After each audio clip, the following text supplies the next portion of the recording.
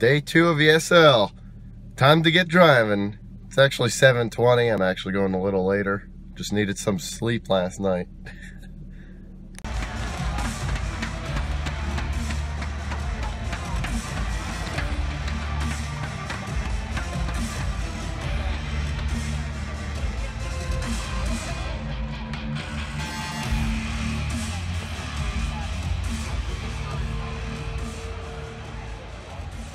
Okay, we have our first semi-final team. Our second semi-final team and their opponents are very much the home-supported team. Already a runner-up at a major in 2016 as well. Please welcome Team Liquid!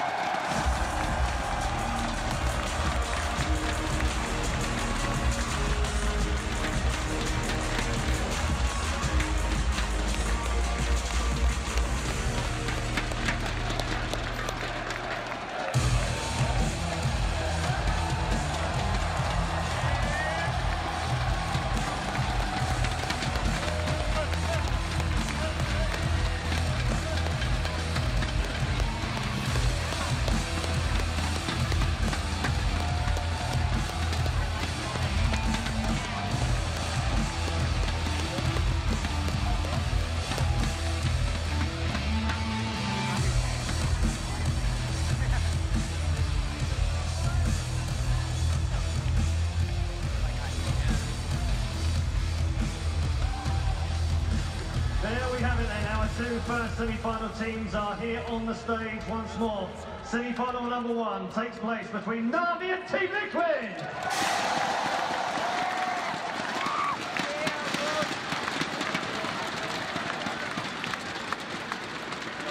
Thank you so much, Paul. NaVi and Liquid have made their presence known, and they're going to go ahead and get that mouse and keyboard in their grasp, because it's not long until this first semi-final does kick off. We've had an opportunity to kind of set the scene, show you the lay of the land, and I do think it's nice to start navigating now, Duncan Yenko, to the discussion of where this goes. Now, we haven't talked about maps yet, and I feel like that's where we should start this discussion next, because you've already made it abundantly clear that maps are going to be a huge determining factor, especially coming in towards NaVi and their recent kind of hit-and-miss results. Well, here's the key thing, because we know NaVi historically, they refuse to play cash. Cash and Nuka, two by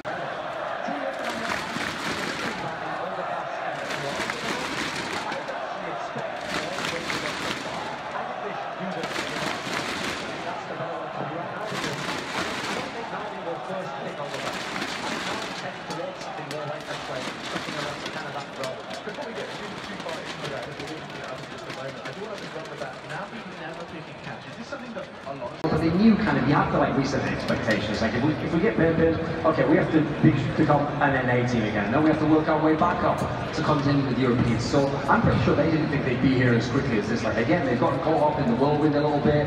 I'm sure the in-game leader, the coach, etc. Everyone's kind of feeling like things are going even better than I hoped they would. So for them right now, I think first of all, with all that Cloud9's done in the last 3 months, yes.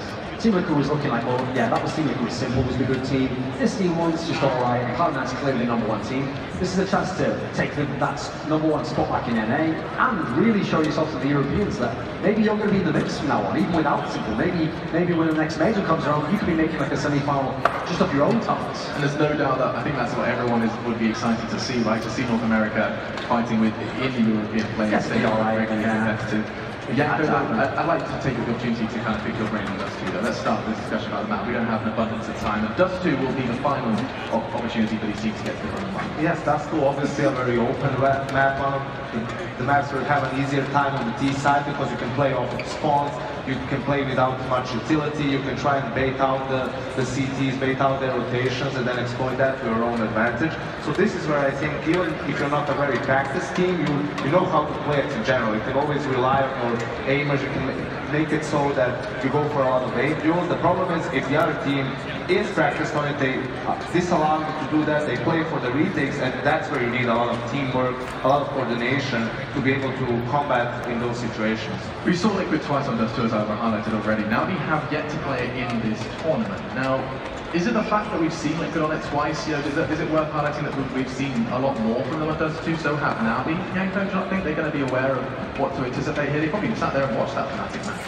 to an extent, yes, but I think Liquid is a very good team, and I have to give props to Peacemaker as well at adapting within a tournament, right? Changing their playstyle a little bit and adapting towards their opponent as well. NaVi that was one of the first two maps they started playing in this new lineup of the team, but they only have one win on it. The first game was against G2, they managed to win that one, and after that, 4 straight losses, I think. And so with that said, expectations and predictions, we're ready to jump in. I want to get this started ASAP. Duncan, what do you think? What I think can make this really fun, aside from the fact now the team's fantastic on the map, and neither team would necessarily compete into this and really let it come as the last thing available. I actually think if you look at it from today's form only, Liquid look at the team in better form actually. Like every round there are the chances here, they're very rarely just getting straight shut out. They won't Na'Vi, it's been a bit of a slog even to win that. They took essentially Flamey going straight God mode to get them one map. So I feel like in terms of the form today, I'll give it to Team Liquid, but in terms of the actual strengths on the map and the strengths in the team, I think Na'Vi's going to come through, but I think this could be a real crazy one. This should be backwards and forwards. I don't think it shouldn't be any like one-sided affair on any side of the game. We saw that NaVi is still struggling with switching positions up, Simple playing towards the B bomb site and C's towards A. I think a big win condition for Liquid though is winning the CT pistol, because NaVi on the T side, without winning pistol, they sometimes get trapped with being low on economy and force buy, and that's not their strongest bet, so I'm going with NaVi. We don't want to miss any of the action there, jumping into it. Thank you so much, gentlemen. Let's start it. You see the fist bumps are going down, and so let's get into it. It's time for our final map in our first semi-final game of Barclays Center. We are ready as well. It's NaVi and Team Liquid here. We're at Barclays Center in New York for ESL 1. And gets blown out on the next map, or they're just like mentally crushed, they're tilted, they jump, that means they don't have a chance. The one thing you can say is maybe don't do that.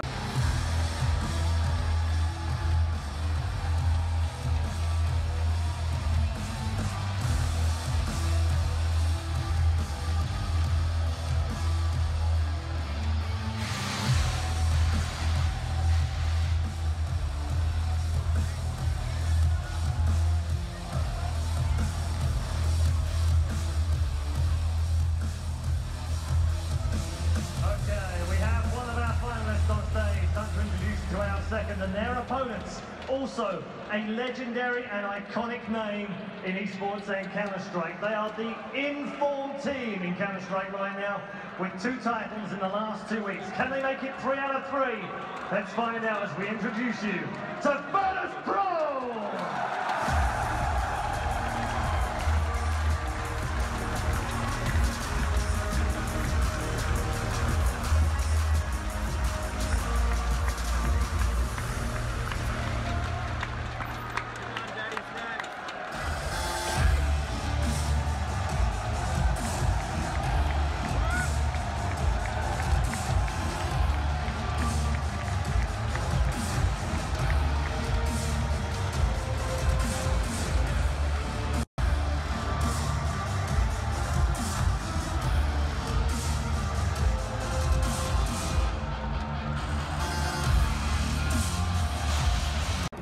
Just walking back from ESL, back to my car. It's like about 2 o'clock in the morning, and I still got an hour-and-a-half drive. But at least I got out of closing or opening at work tomorrow, so I guess that's not so bad. NaVi actually won the finale, and I got some really good video and everything about it, and you can probably see in the rest of the video. I got a few pins as well. Got Nuke, Mirage, Inferno, and Cobble. I only have the codes for the top 3 though. I didn't get the Cobble code, but you know, it's not so bad. I only really bought 3 pins. I wasn't really going after the most expensive ones, I was just going after the maps that I wanted. Yeah, now I just gotta go drive home and go to sleep. That'll be fun. I just finally made it back, and it's like 3 o'clock in the morning. I'm going right to sleep. That whole trip was pretty ridiculous. On the way back, me and this other car were like pretty much racing. It's pretty great. I went 65 times 2.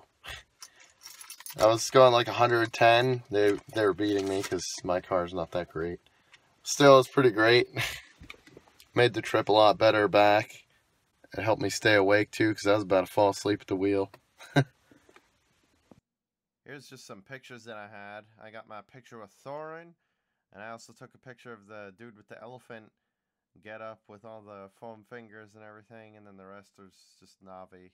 I was like 5 feet from them or something. It was pretty cool. I didn't get any pictures with them, but yeah, I hope you guys enjoyed, and I'm gonna be going to Atlanta, Georgia for Eleague probably, so that'll be fun.